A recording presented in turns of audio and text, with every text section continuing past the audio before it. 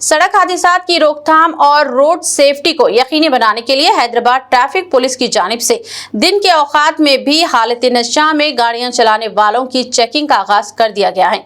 Commissioner city police mister CB Anand की हिदायत के बाद ट्रैफिक पुलिस ने शहर के अहम चौराहों और मुकामात पर दिन के औकात में भी हालत नशा में गाड़ियां चलाने वालों की तलाशी का आगाज किया है। कहा गया है कि इसका मकसद सड़क हादसात की रोकथाम करना है, क्योंकि शराब पीकर गाड़ियां चलाने वालों के वाकयात में इजाफा होने लगा है और अवाम को खतरात का सामना करना पड़ रहा है।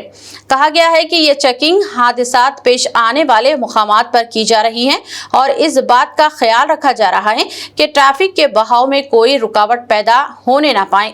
जो लोग हालत नशा में गाड़ियां चलाते हुए पाए जा रहे हैं, इनके खिलाफ मोटर व्हीकल एक्ट के मुख्तलिफ दफादात के तहत मुकदमा दर्ज किए जा रहे हैं।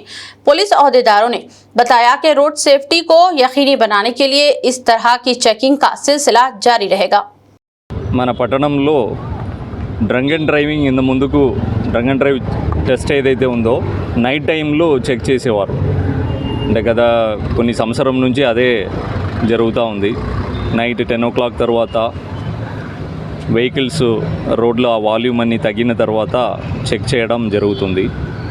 దానికి రీజన్ కూడా ఏంటంటే వాల్యూమ్ పెరిగిపోయి రెగ్యులేషన్లో అంతా కాన్సన్ట్రేట్ చేయడం వల్ల డే టైంలో చెకింగ్ అన్నది కంప్లీట్గా లేకుండా పోయింది. సో నైట్ ఒక షెడ్యూల్ పెట్టేసి ఫిక్స్డ్ ప్లేసెస్లో మోస్ట్లీ చేసేవారు. రీసెంట్గా ఈ స్కూల్ బస్సెస్, ఆటోస్ ఇవన్నీ ఒక డ్రైవ్ లాగా తీసుకొని స్కూల్ ఓపెనింగ్ టైంలో మేము మార్నింగ్ టైము, ఈవినింగ్ టైము అట్లా చెక్ చేయడం స్టార్ట్ చేసినాం.